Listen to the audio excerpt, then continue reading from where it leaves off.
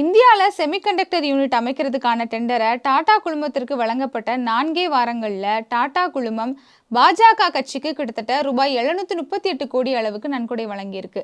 இந்த சம்பவம் இப்போ வெளியாகி மிகப்பெரிய சர்ச்சையும் ஏற்படுத்தியிருக்கு.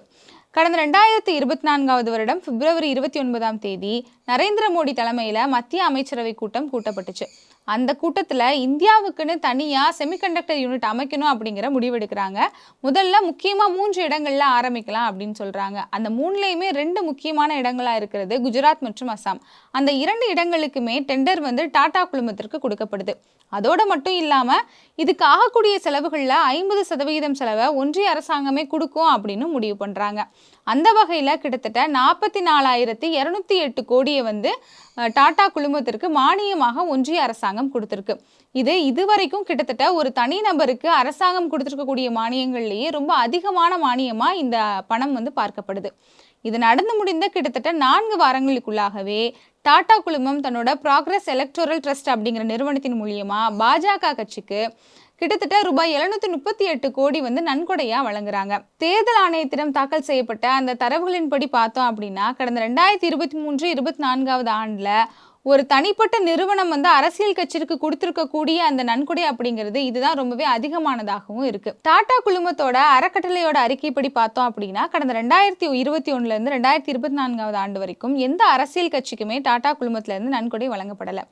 ஆனால் 2024 ஏப்ரல் மாதத்தில், அதாவது மக்களவை தேர்தலினுடைய வாக்குப்பதிவு நடந்து கொண்டிருக்கிற நேரத்தில் ஒரே நாளில் கொஞ்சம் பணங்கள்லாம் கிடையாது, கிட்டத்தட்ட 915 கோடி பணத்தை அரசியல் கட்சிகளுக்கு டாடா குழுமம் வழங்கியிருக்கு. அதில் 82% பணம் பாஜக கட்சிக்கு மட்டுமே போயிருக்கு அப்படிங்கிறது தான் இன்னைக்கு மிகப்பெரிய பேசுபொருளான ஒரு விஷயமாவே மாறி இருக்கு. இதே மாதிரி தான் செமிகண்டக்டர் யூனிட்டுக்காக மானியம் பெற்ற முருகப்பா குழுமமும் அந்த திட்டத்துக்கான டெண்டர் கிடைச்ச கொஞ்ச நாள்லேயே பாஜக கட்சிக்கு கிட்டத்தட்ட ரூபாய் 125 கோடியை நன்கொடையாகவும் வழங்கியிருக்காங்க. அதே மாதிரி கடந்த 2024 வருஷம் செப்டம்பர் மாசத்துல கெய்ன்ஸ் நிறுவனத்துக்கு செமிகண்டக்டர் அமைக்கிறதுக்கான அனுமதி வழங்கப்பட்டதற்கு பிறகு 2023-24 கிட்டத்தட்ட 12 கோடியை பாஜக கட்சிக்கு அவங்களுமே நன்கொடையா வழங்கியிருக்காங்க. இந்த நன்கொடை வழங்குறது தொடர்பா ஊடகங்கள் தரப்புல இருந்து கேள்வி எழுப்பும் போது டாடா தரப்புல இருந்தோ இல்லது ஒன்றிய அரசாங்கத்தின் தரப்புல இருந்தோ இதுவரைக்கும் எந்த ஒரு பதிலுமே அளிக்கப்படலை அப்படிங்கிற குற்றச்சாட்டையும் ஊடகங்கள் இன்னைக்கு முன் வச்சிருக்காங்க. இப்படி இந்த ஒன்றிய பாஜக அரசாங்கம் மக்களோட வரி பணத்தை கார்ப்பரேட்களுக்கு மானியமா வாரி வழங்கிட்டு அதற்கான பலனை தங்களோட கட்சிக்கு மட்டுமே அனுபவிக்கக்கூடிய வகையில நன்கொடைகளை பெற்றுக்கொள்றது அப்படிங்கிறது இது முதல் தடவை கிடையாது. இதற்கு முன்னாடியே நம்ம செயில் நிறுவனத்தில் நடந்த ஊழலை பற்றி ஏற்கனவே பேசியிருப்போம். அங்கேயுமே இந்த மாதிரியான விஷயங்கள் தான் நடந்து அம்பலப்படவும் செஞ்சாங்க.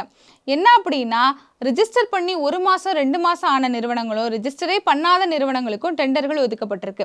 காரணம் என்ன அப்படின்னா அந்த நிறுவனங்களின் வாயிலாக பாஜக கட்சிக்கு தனிப்பட்ட முறையில் நன்கொடைகள் அதிகமாக எலக்டோரல் பாண்ட் மூலியமாக வழங்கப்பட்டிருக்கு அப்படிங்கிற செய்திகளும் வெளியில் வந்துச்சு. அதற்கான ஆதாரங்களோட இப்போ விசாரணையும் நடந்துகிட்டு இருக்கு.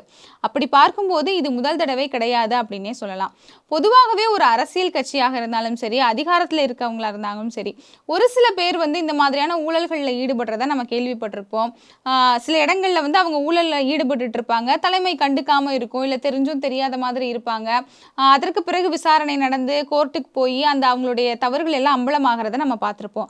ஆனால் ஒரு ஒட்டுமொத்த கட்சியுமே இங்கே அதுவும் மத்தியில் ஆளக்கூடிய ஒரு கட்சி மக்களினுடைய வரி பணத்தை தங்களுடைய சொந்த கட்சியினுடைய செலவுக்கு பயன்படுத்துறது, மக்களுடைய வரி பணத்தை கார்ப்பரேட்டுகளுக்கு வாரி வழங்கிட்டு அவங்க கிட்ட இருந்து தங்க கட்சிக்கான பலன்களையும் தங்களுடைய சுய லாபத்திற்கான பலன்களையும் அனுபவித்துக் கொள்றது அப்படிங்கிற மாதிரியான செயல்களை இங்கே பாஜக அரசாங்கம் தான் நீண்ட காலமாக தொடர்ந்து பண்ணிக்கிட்டு இருக்கு. பாஜக எப்பவுமே தங்களை ஒரு வித்தியாசமான கட்சி அப்படின்னு சொல்லுவாங்க.